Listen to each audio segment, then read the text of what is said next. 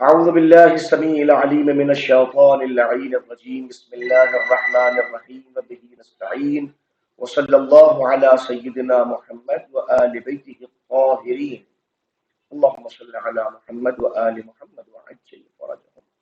قال رسول اللہ صلی اللہ علیہ وآلہ وسلم العلم رأس الخیر کلہ.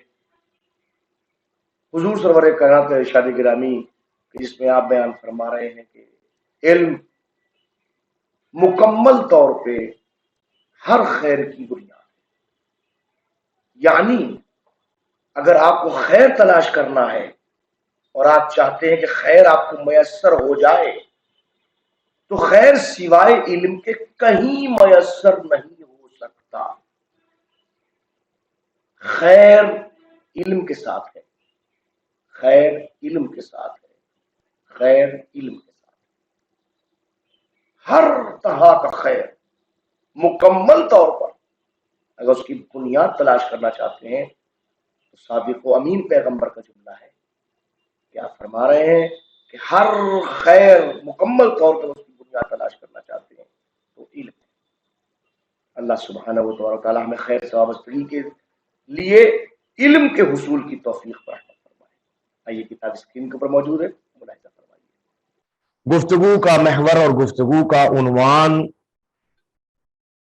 جملہ شرطیہ کے مفہوم کے ثبوت کے لیے جن تین امور کا اثبات کرنا تھا ان کا اثبات کس وجہ سے ہونا ہے اس کے ارد گرد موجود تھا. اور ہم نے کہا تھا کہ تلازم اور تلازم من باب ترتب یہ دونوں چیزیں بعنوان وضع ثابت ہو سکتی ہیں. اس کے بعد مسئلہ آ گیا تھا انحصار علیت کا، علت منحصرہ کا. یہ کس پہ ثابت ہوگا کہ کیا وضع ثابت ہو سکتا ہے؟ تو کہ وضع ثابت نہیں ہو سکتا. وجہ کیا ہے؟ بتا دیا کہ یہ کون سے مفاہیم تعلق رکھتی ہیں اور اس مفاہیم کی حیثیت کیا ہے. کیا انصراف سے ممکن ہے کہ نہیں؟ انصراف سے ہی ممکن نہیں، اس لیے انصراف دو وجہ سے ہوتا ہے جو دو وجہ پر ذکر کی گئی، اور یہاں دونوں چیزیں مفقود ہیں، منتفی ہیں، لہذا یہ انحصار علیت اس انصراف سے بھی ثابت نہیں ہو سکتا. تیسرا معاملہ تھا کہ جناب کیا اس بات انحصار اطلاق سے ہوگا؟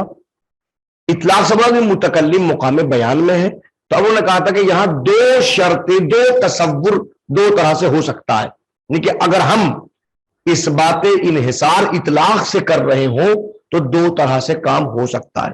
پہلی بات یہ کہ متکلم جو ہے اس بیان کے مقام میں ہے کہ وہ اس سبب کی خصوصیت کو بیان کر رہا ہے جو سبب جملہ شرطیہ میں واقع ہوا ہے. یعنی وہ شرط، وہ جز، وہ معنی بغیر کسی اور چیز کے اس کا تعلق بس اس سبب سے متعلق ہے، اس کے علاوہ کہیں اور وہ نہیں سوچ رہا ہے، اس کو کچھ نہیں سوچ رہا ہے، بس اس سبب سے متعلق گفتگو کر رہا ہے. اس کے علاوہ کوئی دوسرا سبب ہے یا نہیں ہے اس سے کوئی تعلق نہیں اس کا، وہ صرف اس سبب سے متعلق جو اس جملے کے اندر واقع ہوا ہے. کبھی وہ کیا کام کرتا ہے؟ یہ کام کرتا ہے کہ نہیں، اس جزا کے اندر مؤثر کون کون ہے، یہ جزا کب سامنے آئے گی یہ بتا رہا ہے. جب کہے گا یہ کام کب ہوگا، یہ کام کب ہوگا، تو اس کام کے لیے مختلف اسباب سامنے آتے ہیں، یہ سبب، یہ سبب، یہ سبب، یہ سبب، یہ سبب. ٹھیک ہے نا؟ پہلے یہ چیز ہوگی تو یہ ہوگا، سبب پہ گفتگو ہے. دوسری منزل کے اوپر یہ ہے تو کیوں ہے، یہ کیسے کیسے ہو سکتا ہے، مؤثر جزا کیا ہے.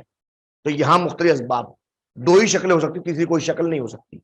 پہلی منزل کے اوپر اگر وہ پہلی منزل کے اوپر جب وہ سبب کی خصوصیات بیان کر رہا ہو تو اس صورت میں اگر وہ ایک سبب کا ذکر کر رہا ہے، تقاضائے اطلاق یہ ہے کہ حرف شرط کے بعد جو واقع ہوا ہے وہ تمام موضوع ہے، تمام موضوع ہے. ٹھیک ہے نا؟ اس کے علاوہ کوئی جد نہیں، کوئی شرط نہیں ہے. ٹھیک ہے نا؟ ایک بات. دوسری بات یہ کہیے فون کہ اگر یہ تسلیم کیا جائے کہ جناب علی وہ یہ بیان کر رہا ہے متکلم کے مؤثر جزا میں کیا کیا ہے، اور اس جگہ پر اس نے صرف ایک سبب کا ذکر کیا، تو اس کا مطلب یہ ہے کہ اس کا ایک سبب کا ذکر کرنا اور کسی دوسرے سبب کا ذکر نہ کرنا اس بات کی دلیل ہے کہ کوئی دوسرا سبب موجود نہیں ہے. یہاں تک گفتگو ہوئی تھی، لیکن تھوڑا سا حاصل کے عنوان پہ، نتیجے کے عنوان پہ گفتگو باقی رہتی ہے۔ آئیے دیکھیے، والحاصل انه لو كان احرض انه لو احرض، حاصل نتیجہ، جب ہم نے بات ابھی پھر اب کل کی گفتگو کو ہم نے دوبارہ دہرایا تاکہ آپ کی خدمت میں آ سکے، تو کہہ رہے ہیں حاصل کا نتیجہ کیا ہے کہ انه لو احرض، اگر یہ بات احراز کر جائے، ظاہر ہو جائے، یہ بات بالکل واضح ہو جائے، آشکار ہو جائے، کیا کہ کون المتکلم فی مقام تحدید الاسباب، کہ متکلم اسباب کو محدود کرنے کی جگہ پر موجود ہے۔ متکلم کیا کر رہا ہے؟ بیان کرنے والا یہ بتا رہا ہے کہ اسباب کتنے ہیں، ٹھیک ہے، وَمَعَ ذَلِكَ، اور اس کے ساتھ ساتھ نہیں کہ اسباب کو محدود اور تحدید کرنے کے ساتھ ساتھ اختصر علی ذکر سبب واحد، وہ اختصار کر رہا ہے بس ایک سبب کے اوپر۔ تحدید اسباب کی جگہ پر ہے متکلم، لیکن صرف ایک سبب کا ذکر کر رہا ہے، یستکشف، تو اس کا ایک سبب کا ذکر کرنا یہ کشف کرتا ہے، ظاہر کرتا ہے، انہ لیس للجزاء سبب الا ما جاء فی کلامہ، کہ جزا کے لیے بس ایک ہی سبب ہے جو کلام میں واقع ہوا ہے، اس کے علاوہ کچھ اور نہیں ہے۔ بات واضح ہوئی؟ سمجھ میں آئی بات ہے؟ اگر متکلم تحدید اسباب کے مقام پر ہے اور وہ صرف ایک ہی سبب کا ذکر کر رہا ہے، تو اس کا ایک سبب کا ذکر کرنا اس بات کی دلیل ہے کہ بس جو کلام میں سبب آیا ہے اس جزا کے لیے بس یہی سبب ہے، اس کے علاوہ کوئی سبب نہیں ہے۔ فَيَحْكُمْ عَلَى السَّبَبِ، اب آپ سبب پہ حکم لگائیے، کس بات کا؟ بِأَنَّهُ إِلَّا مُنْحَسِرَةٌ، کہ یہ جزا کے لیے علت منحصرہ ہے، یہی سبب اکیلا علت ہے اس معلول کے لیے جس کا ذکر بعنوان جزا قضیے کے اندر موجود ہے، ٹھیک ہے۔ وَحَالَ بِخِلَافِ، اور یہ بات بالکل برخلاف ہے، کس بات کے؟ اذا لم يكن في مقام بیان الاسباب كلها، کہ اگر متکلم بیان اسباب کے مقام پر نہ ہو، اسباب بھی کون سے؟ کلھا، جتنے اسباب ہیں، یہ کب ہوگا اس کو بیان کرنے کے مقام پہ نہیں ہے۔ متکلم بیان اسباب نہیں کر رہا ہے، اس چیز کے لیے کتنے اسباب ہو سکتے ہیں اس کا ذکر متکلم نہیں کر رہا ہے۔ فإن مقتضى الاطلاق، تب تقاضائی اطلاق کیا ہے کہ انما وقع تحت الشرط تمام الموضوع، کہ اب شرط کے تحت جو چیز واقع ہو رہی ہے حرف شرط کے بعد وہ تمام موضوع ہے۔ ولیس لہ،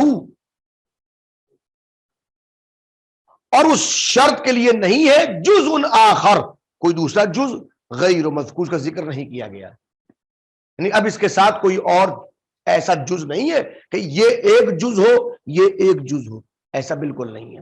وَأَمَّا أَنَّهُ لَيْسَ لِلْجَزَاءِ سَبَبٌ آخر، لیکن اب یہ کہنا کہ جزا کے لیے کوئی دوسرا سبب ہی نہیں ہے، یقوم مقام السبب الاول، جو سبب اول کی جگہ پر آ سکے، فلا يدل علیہ، اس پر کوئی چیز دلالت نہیں کرتی۔ لہذا اب ان دو چیزوں کی بنیاد پر کہ اگر مقام تحدید اسباب کے مقام پر ہو تو متکلم کا ایک ذکر کرنا اس کو ثابت کرتا کہ علت منحصرہ ہے، لیکن اگر وہ خود سبب کی خصوصیت کو بیان کر رہا ہو تو یہ تو ثابت ہوتا کہ جو ذکر آیا ہے وہ تمام موضوع، اس کو کوئی جزا نہیں ہے، جز نہیں ہے، اس کو کوئی شرط نہیں ہے، کوئی معنی نہیں ہے، لیکن کیا کوئی اور سبب بھی ہے نہیں ہے، اس کو کوئی چیز دلالت نہیں کرتی۔ لہذا علت منحصرہ کا ثبوت اطلاق سے صرف ایک مقام پہ آ سکتا ہے کہ جب متکلم تحدید اسباب کے مقام پر موجود ہو۔ اب اس کی کچھ تطبیقات کی ضرورت ہے، یعنی کچھ مثالوں کو ہم پیش کریں گے آپ کی خدمت میں، جن مثالوں کو پڑھنے کے بعد ہم اس کی تطبیق کریں گے۔ دیکھیں اس کی عنوان اسی شکل میں سامنے آتا ہے انشاءاللہ بعد میں۔ وصلی اللہ علی محمد و آل بیتہ الطاہرین۔